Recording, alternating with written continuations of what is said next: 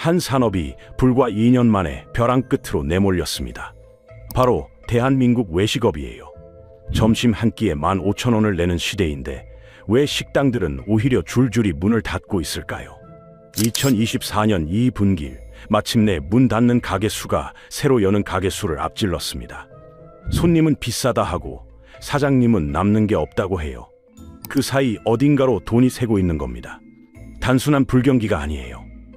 시장이 스스로를 정리하는 거대한 변화의 한복판입니다. 그 구조와 원인을 함께 파헤쳐 보겠습니다.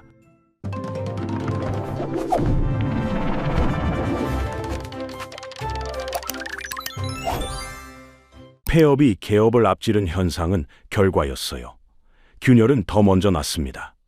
그 첫 흔적은 가격과 수익 사이의 이상한 괴리에서 시작돼요. 여러분, 배달 앱으로 치킨 한 마리를 시킨다고 생각해 보세요. 가격은 2만 원입니다. 이 돈이 고스란히 사장님 주머니로 들어갈까요? 한국 프랜차이즈 산업협회 자료를 보면 충격적이에요. 2만 원짜리 치킨을 팔면 중개 수수료로 약 2,000원, 카드 수수료로 600원, 가게가 내는 배달비로 2,900원, 부가세까지 더하면 6,000원 넘게 빠져나갑니다. 여기서 재료비, 인건비, 월세를 빼면 남는 건 정말 얼마 안 돼요. 최근 자영업자 커뮤니티에서 화제가 된 글이 있어요. 월 매출 1,500만 원 올리는 식당 사장님이 쓴 글이었습니다. 제목이 이랬어요. 1,500만 원어 팔면 뭐 하나요? 배달앱 비용만 내면 남는 게 없다고요. 댓글에는 비슷한 처지의 사장님들이 줄줄이 공감을 표했습니다. 직장인 점심값이 10,000원을 훌쩍 넘긴 지 오래고 고깃집에서 저녁 한 끼 먹으려면 1인 3, 4만 원은 각오해야 해요. 그런데 이렇게 비싼 값을 받는 식당들이 왜 줄줄이 망하는 걸까요? 여기서 알아야 할 게 있어요. 매출과 이익은 완전히 다른 개념이에요. 매출은 손님에게 받은 돈 전부를 합친 금액이고 이익은 거기서 모든 비용을 뺀 나머지입니다. 아무리 매출이 높아도 비용이 더 크면 남는 건 없어요. 예전에는 장사가 단순했습니다. 재료 사서 요리하고 손님에게 팔면 그 차액이 내 주머니로 들어왔어요. 근데 지금은 완전히 다른 게임이 됐습니다. 매출이 생기는 순간 그 돈은 여러 방향으로 쪼개져서 흩어져요. 배달 유민족, 쿠팡 이츠, 요기요. 이 세 회사가 음식 배달 시장의 80%를 장악하고 있어요. 문제는 이들 앱을 통해 주문이 들어오면 수수료가 붙는다는 거예요. 현재 배달 앱 3사의 중개 수수료율은 9.7에서 9.8%입니다. 숫자만 보면 10%도 안 되니까 별거 아닌 것 같죠. 근데 여기에 카드 수수료, 배달비, 광고비까지 더하면 이야기가 완전히 달라져요. 그렇다면 배달을 안 하면 되지 않느냐고 물을 수 있어요. 현실은 그렇게 단순하지 않습니다.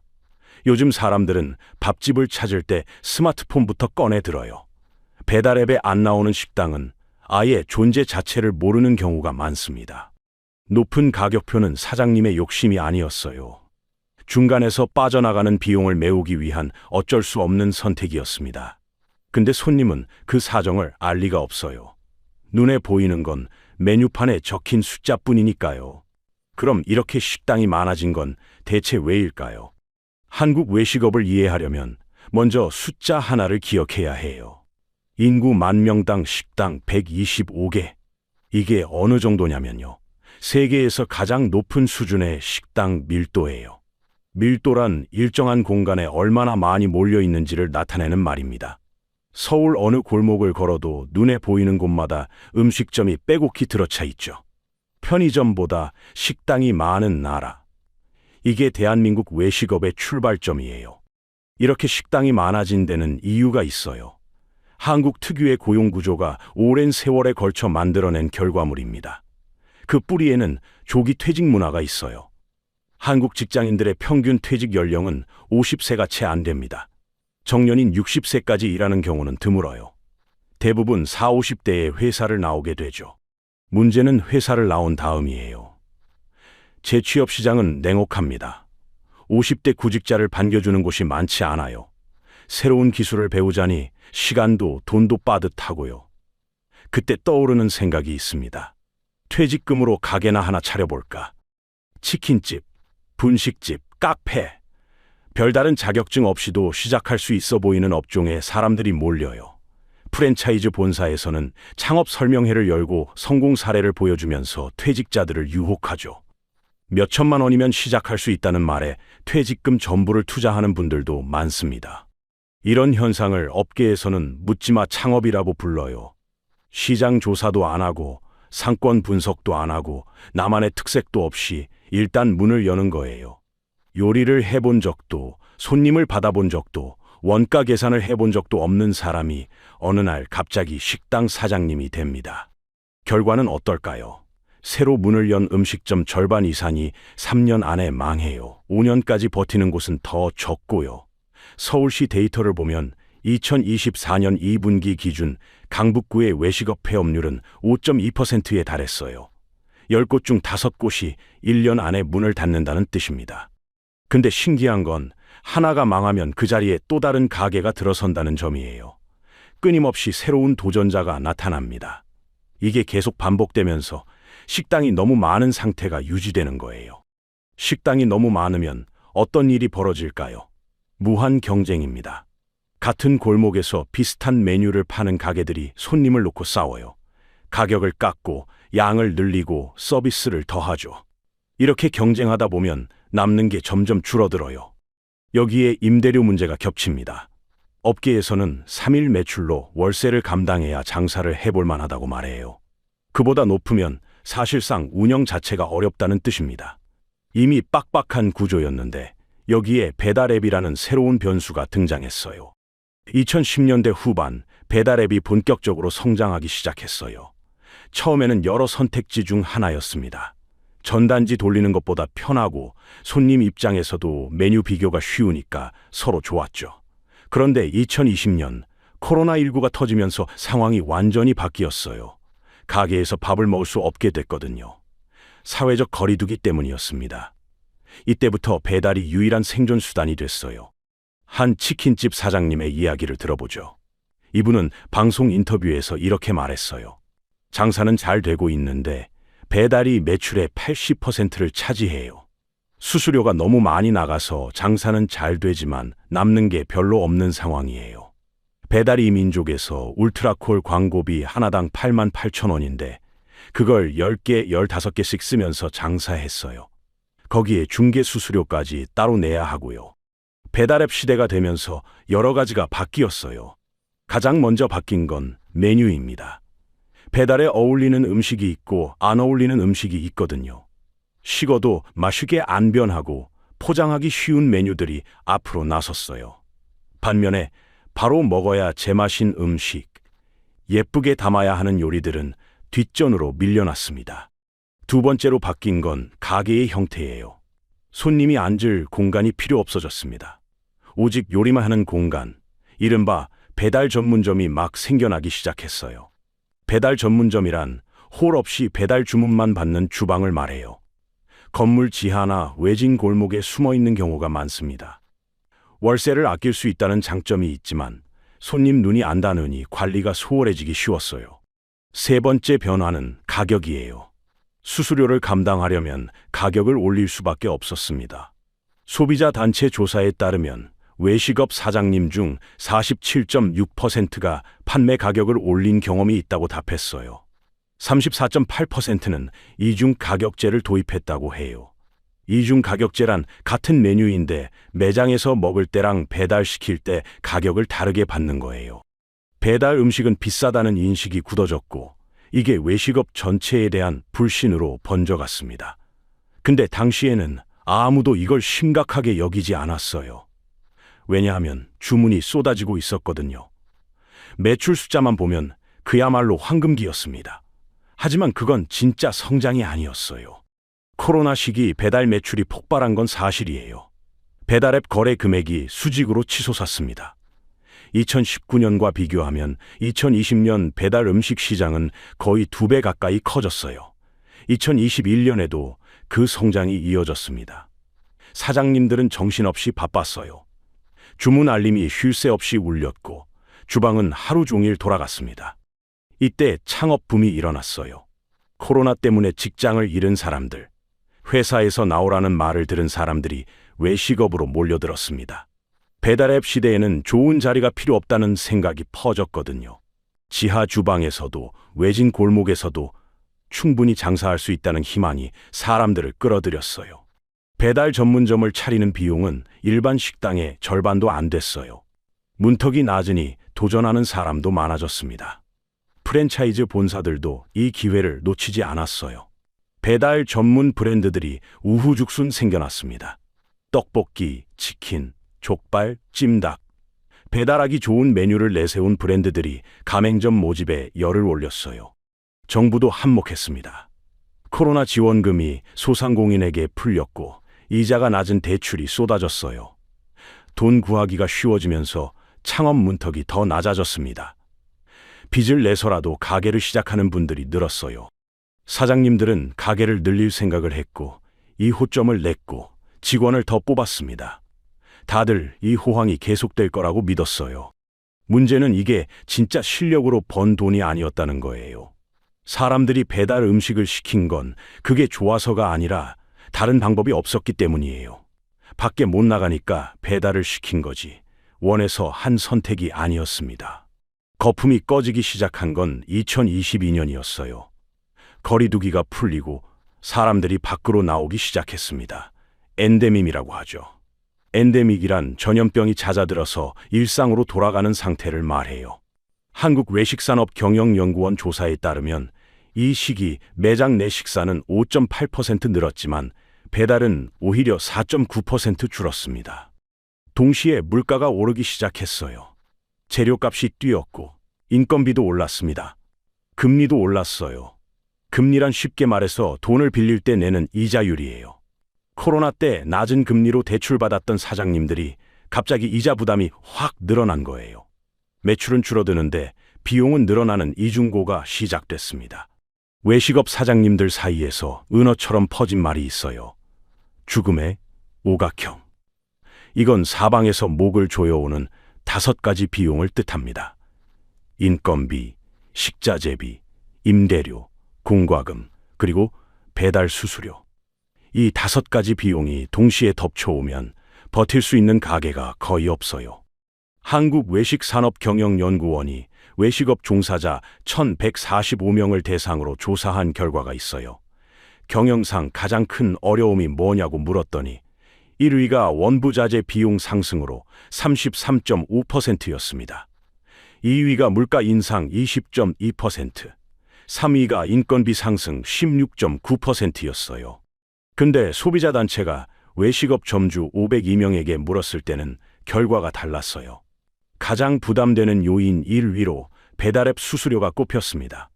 7점 만점에 5.68점으로 인건비나 식재료비보다 높았어요. 그만큼 배달앱이 사장님들 마음에 짐이 되고 있다는 뜻이에요. 실제 사례를 볼까요? 한 치킨 프랜차이즈 가맹점주가 공개한 자료에서 놀라운 사실이 드러났어요. 2020년에 5.4%였던 배달앱 총비용률이 2024년에는 20%를 넘었고 2025년 초에는 25.6%까지 올랐습니다. 총비용률이란 배달앱을 통한 매출에서 배달 관련 비용이 차지하는 비율이에요. 쉽게 말해서 100만 원 팔면 25만 원이 배달앱으로 빠져나간다는 뜻이에요. 결국 그 가맹점주는 폐업을 결정했습니다. 비용에 쪼들리면 어디선가 아끼고 싶어져요. 그게 품질 저하로 이어집니다. 좋은 재료 대신 싼 재료를, 경력 있는 직원 대신 아르바이트생을, 꼼꼼한 관리 대신 대충 넘기기를 선택하는 가게가 늘어나요. 2024년 초 경기도에서 배달 전문점 360곳을 조사했는데요. 37건의 불법 행위가 적발됐어요. 그중 소비 기한이 지난 식재료를 보관한 사례가 27건으로 가장 많았습니다. 최근 온라인 커뮤니티에서 화제가 된 글이 있어요. 배달 죽집에서 일한다는 분이 올린 글이었습니다. 가게에 레토르트 식품이 잔뜩 쌓인 사진을 공개했어요. 레토르트 식품이란 공장에서 만들어서 봉지에 담아 파는 즉석식품을 말해요. 그 제품들이 마트에서 5,000원도 안 하는데 가게에서는 13,500원에 팔고 있었던 거예요. 댓글에는 종종 주문해 먹었는데 이젠 못 믿겠다는 반응이 쏟아졌습니다. 손님들은 점점 의심이 많아지고 있어요. 15,000원 내고 실패할 수도 있는 도박을 하느니 확실한 다른 방법을 찾는 게 낫다는 생각이 드는 거죠. 자, 여기서 반전이 있어요. 식당의 진짜 경쟁 상대는 옆집 식당이 아니었습니다. 마트 냉장 코너와 편의점 진열대예요. 이게 지금 한국 외식업이 마주한 가장 큰 위협의 정체입니다. 숫자를 보면 명확해요.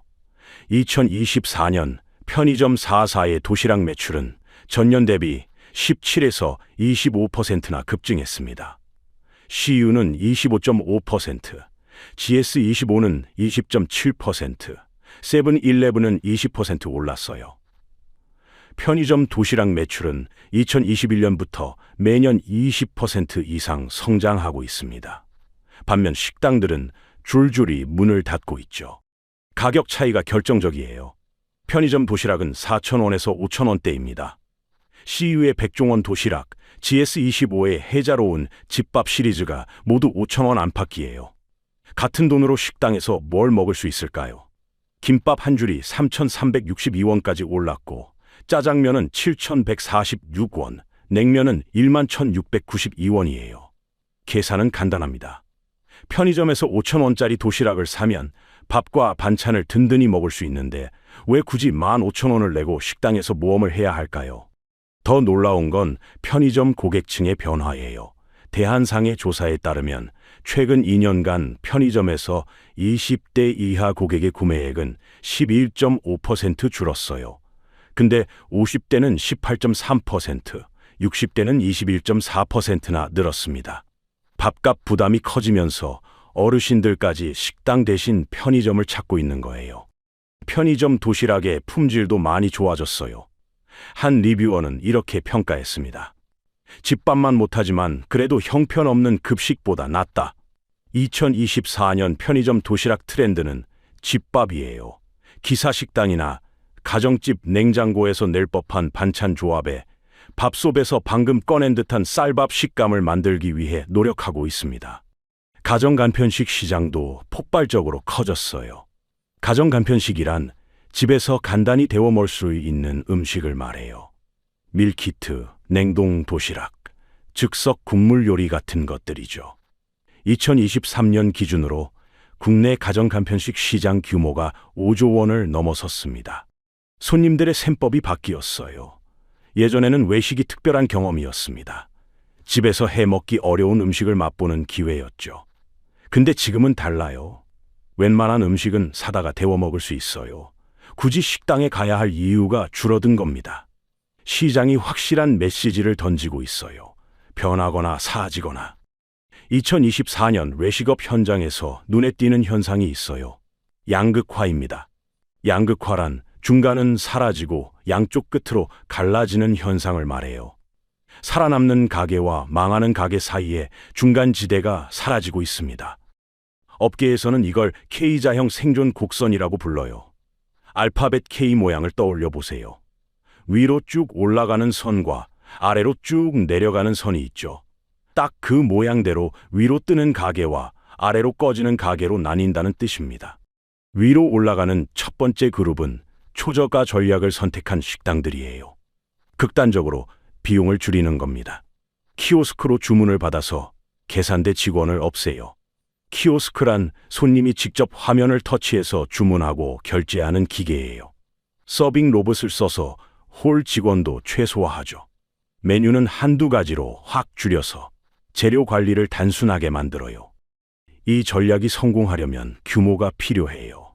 혼자 운영하는 작은 가게에서는 실현하기 어렵습니다. 대형 프랜차이즈나 큰 회사가 유리한 구조죠. 실제로 출장 음식점업은 사업체 수가 12.9%, 매출액이 15.5%나 증가해서 가장 빠르게 성장하는 업종으로 떠올랐어요. 위로 올라가는 두 번째 그룹은 정반대 길을 가요. 초고가 프리미엄 전략입니다. 프리미엄이란 최고급을 뜻해요. 줄 서서라도 먹고 싶은 확실한 이유를 만드는 거죠.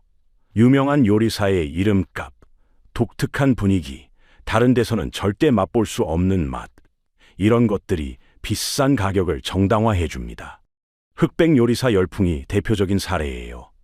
넷플릭스 요리 예능 프로그램이 인기를 끌면서 출연 셰프들의 식당에 손님이 몰렸습니다. 오마카세 열풍도 마찬가지예요. 오마카세란 셰프가 그날 가장 좋은 재료로 알아서 코스 요리를 내주는 방식을 말해요. 1인당 10만 원이 넘는데도 예약이 꽉 차는 식당들이 있습니다. 문제는 중간에 낀 가게들이에요. 편의점보다는 비싼데 특별하다고 하기엔 애매한 가격대. 특별한 맛도 특별한 분위기도 없이 그냥 밥을 파는 식당. 이런 곳에 굳이 돈을 쓸 이유가 점점 사라지고 있어요. 한국농촌경제연구원 보고서에 따르면 한식 음식점, 구내식당은 모두 실적이 하락 추세를 보이고 있어요. 반면 외국식 음식점이나 커피 전문점은 오히려 상승세를 지속해서 2024년 3분기에 최고치를 기록했습니다. 확실한 경험을 파는 곳은 살아남고 어중간한 곳은 밀려나고 있어요. 지금 대한민국 외식업에서 벌어지고 있는 일을 한마디로 정리하면 이래요. 경쟁력 없는 가게들이 강제로 밀려나는 거대한 정리가 진행 중입니다. 이건 단순히 경기가 안 좋아서 생긴 일이 아니에요. 경기가 회복된다고 해서 예전으로 돌아가지 않을 거예요. 뿌리부터 바뀐 겁니다. 손님들의 선택지가 늘어났고 눈높이는 올라갔으며 돈을 쓸 때의 기준이 더 까다로워졌어요. 그냥 문 열면 손님이 오던 시대는 끝났습니다. 손님 입장에서 보면 이 과정의 끝이 꼭 나쁘지만은 않아요. 맛없고 불친절하고 양심 없는 가게들이 자연스럽게 걸러지거든요. 밖에서 밥 먹었을 때 실패할 확률이 줄어드는 셈이죠. 살아남은 식당들은 그만한 이유가 있는 곳들일 거예요. 근데 이 고통을 사장님들만 감당해야 하는 걸까요? 평생 모은 퇴직금을 다 쏟아부었다가 모든 걸 잃는 사람들.